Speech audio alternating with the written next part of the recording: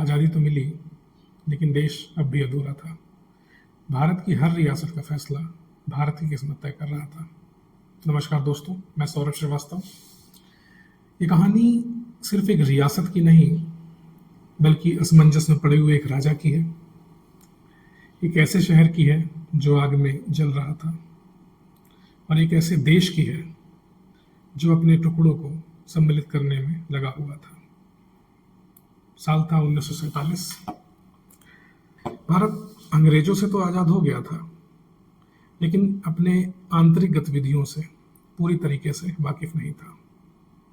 यहाँ पे कुछ प्रिंसली स्टेट्स थे, जिसमें से एक प्रभावकारी राज्य माना जाता था हैदराबाद, जो कि भारत में शामिल नहीं होना चाहता था। हैदराबाद की राजनीतिक सत्ता को जानने से पहले विस्तार पूर्वक हम कुछ समझने की कोशिश करेंगे।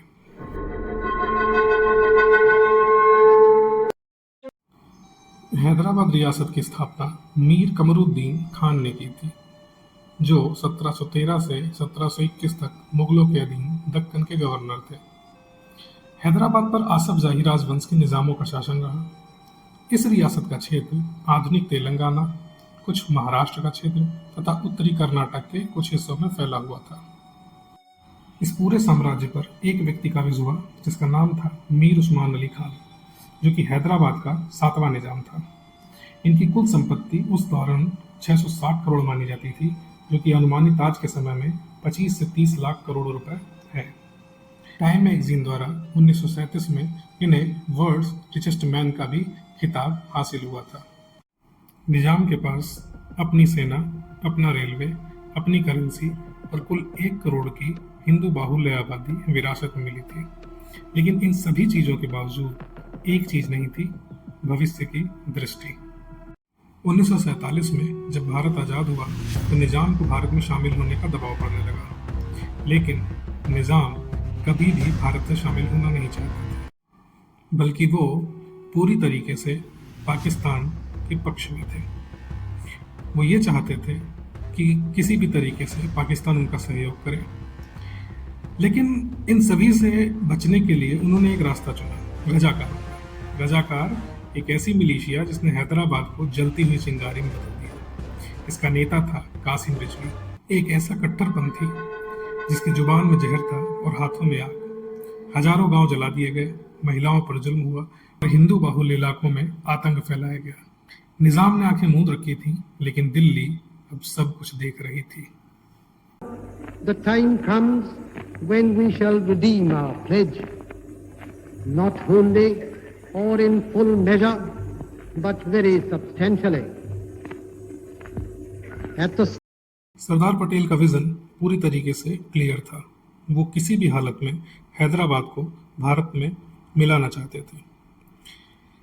उन्होंने कहा, जब कोई राज्य देश के कानून और व्यवस्था को चुनौती देता है तो उसका उत्तर दृढ़ता से दिया जाना चाहिए।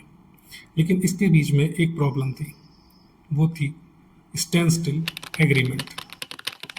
ये वो एग्रीमेंट था जो कि लॉर्ड माउंटबेटन ने भारत सरकार के साथ और हैदराबाद के पक्ष में किया था। इस एग्रीमेंट को अगर हम ध्यानपूर्वक देखें तो इस एग्रीमेंट में ये था कि भारत के साथ जो भी रिश्ते ब्रिटिश राज के समय थे वो वैसे ही बने रहेंगे जब तक कोई नई व्यवस्था नहीं बनती। हालांकि इस एग्रीमेंट में कुछ खामियां भी थीं, लेकिन अगर हम ऐसा माने तो सरदार पटेल कभी भी इस एग्रीमेंट के पक्ष में नहीं थे। लेकिन कुछ राजनीतिक दबाव और विदेशी दबाव की वजह से उन्हें ये सब सहना पड़ा। सरदार पटेल हमेशा से मानते थे, हम ना तो निज़ाम की आज़ादी को मानते हैं, ना ही उनकी सेनाओं को। हैदराबाद भारत का हिस्सा है और रहेगा। ये एग्रीमेंट लेकिन पूरी तरीके से खरा नहीं उतरा। इसके जवाब में मिला हिंसा, नफरत और अराजकता। अब जो फैसला लेना था सरदार पटेल ने ले लिया, और सरदार पटेल का जवाब था सिर्फ एक, ऑपरेशन पोलो। हाँ, ये वही ऑपरेशन पोलो है जिसने हैदराबाद को पूरी तरीके से रियासती दौर से ख़त्म करके भारत में मिला दिया। 13 सितंबर 1948 इस दिन भारतीय सेना ने ऑपरेशन पोलो शुरू किया। इसे पुलिस एक्शन कहा गया ताकि कोई विदेशी सैन्य विद्रोह ना हो, लेकिन था यह सीधा सैन्य अभियान। 36,000 भारतीय जवानों ने मात्र 5 दिनों के अंदर रजाकारों की रीढ़ की हड्डी तोड़ दी। अंततः निजाम को बिना शर्त आत्मसमर्पण करना पड़ा। राष्ट्र की एकता के लिए हमें समय पर कठोर निर्णय लेने ही पड़ते हैं, ऐसा भारत सरकार का वक्तव्य था। 17 सितंबर 1948 को जो हैदराबाद कभी खुद को अलग देश मानता था, अब भारत का हिस्सा बन चुका था। हैदराबाद के विलय ने भारत को पूर्णता दी।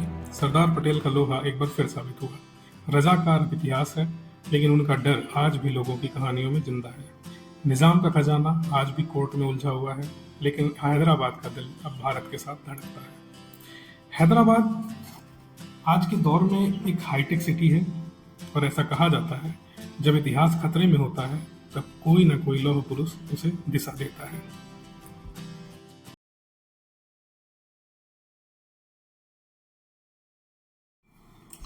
ऐसा कहा जाता है कि इतिहास सिर्फ कहानियों से नहीं बनता है जज्बों के साथ। ये कहानी कैसी लगी कमेंट करिएगा। मिलते हैं नेक्स्ट स्टोरी के साथ। नमस्कार।